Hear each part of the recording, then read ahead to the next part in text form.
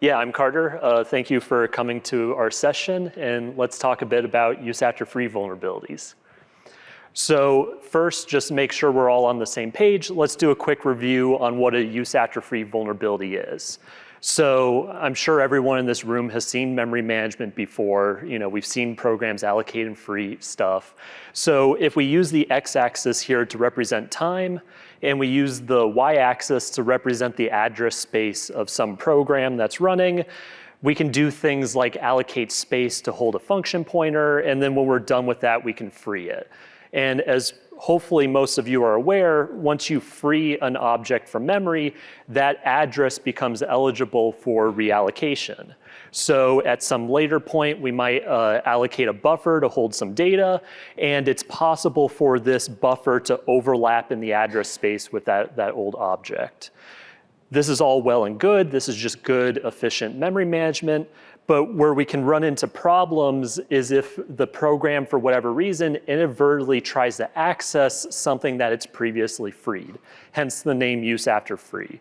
And the problem here is that rather than getting the old data that it thinks it's trying to access, it might accidentally access some newer data.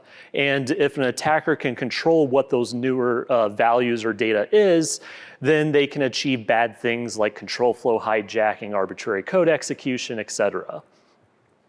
And the reason why use after free in particular is an important vulnerability and an important problem is because when we look at the big beefy programs that do a lot of memory management, like kernels, or in this case, Google Chrome, use after free vulnerabilities are becoming an increasing problem, at least in terms of the percentage of these that get disclosed. So in 2022, for Google Chrome, almost half of the vulnerabilities found and publicly disclosed fell under the category of use after free. So what can we do to prevent this from being exploited in the wild? As you can imagine, this problem's been looked at for a few decades. I'm not going to go through all the related work, but I do want to touch a bit specifically for runtime mechanisms for prevention. And when we think about runtime mechanisms, there's really two dominant thrusts, if you will, that the work takes. One of them, which is kind of the more recent proposal, is towards this idea of one-time allocation. And here, the idea is pretty straightforward, which is that if you never reuse an address, you can't have overlapping objects. So every time we free, we're just going to essentially burn this address and prevent ourselves from ever having overlapping objects. And then a use after free bug, it can still cause a crash, but at the very least, an attacker won't be able to place new data there and weaponize this into a working exploit. So that's one direction. The other direction that a lot of work focuses on is whether you can retrofit the concept of a garbage collector into a legacy program. So we could, for example, add some background service routine that's constantly investigating the memory. And anytime the program wants to free something, we're going to try to see whether there's possibly pointers to that object still lurking in the memory.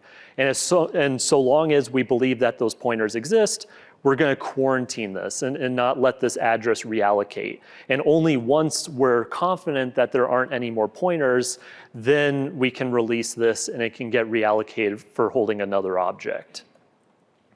And when we look at these two approaches, they both have interesting properties, but they also have limitations that have prevented their widespread adoption.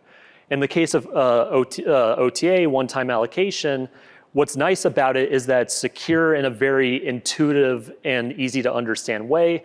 But the problem is that because you're just outright forbidding reallocation, given a program that runs long enough, does enough memory management, it's going to run out of addresses to use. And then there's no real answer to that. You basically have to kill the program and restart it.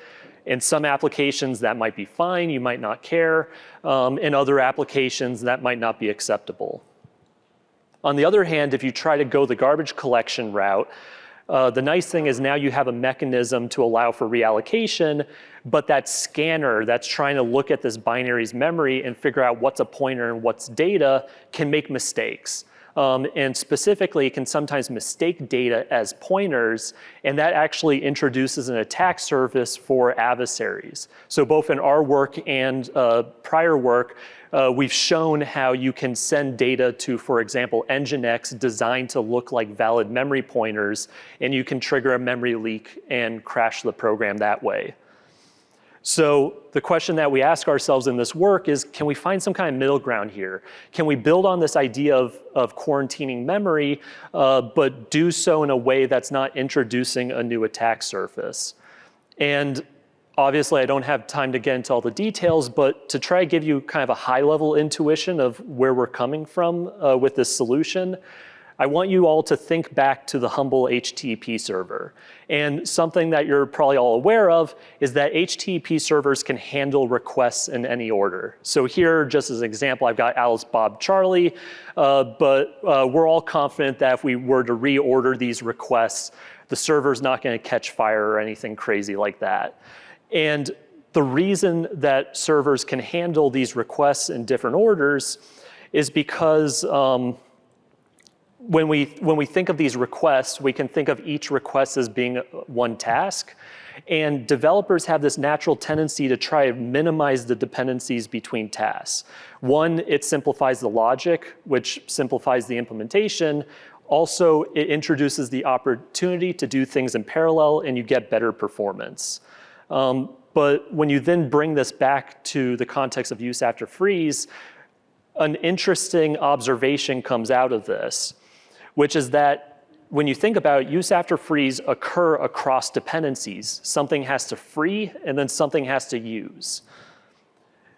By the same token, if two pieces of code A and B don't have any dependencies, then they're not going to share a use after free across them. And if it turns out that developers have a tendency to minimize the dependencies between tasks, then that implies that it might be the case that use after freeze tend not to occur across two different tasks.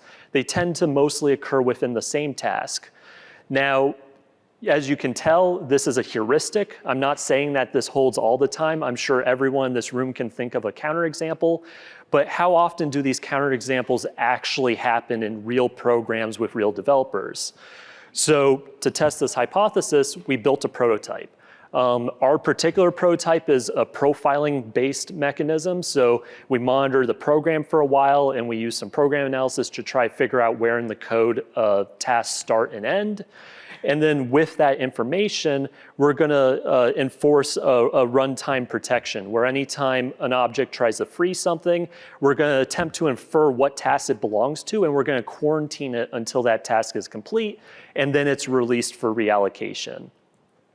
And as it turns out, when we pulled together all the use after freeze we could get our hands on and reproduce, and any of you who have done this know how time-consuming it is to try to reproduce use after freeze. So we were able to hit 40. PUMM actually prevented all of these from being exploitable. Keyword exploitable. The program could still crash, but an attacker would not be able to control data in this location to turn it into a controlled exploit, despite the fact that PUMM is essentially built on a heuristic. And the interesting thing is that in exchange for trading a discrete security guarantee for a probabilistic guarantee, we gain an order of magnitude performance improvement in terms of performance overhead and memory overhead. So with that, thank you for your time, and I'm happy to take any questions.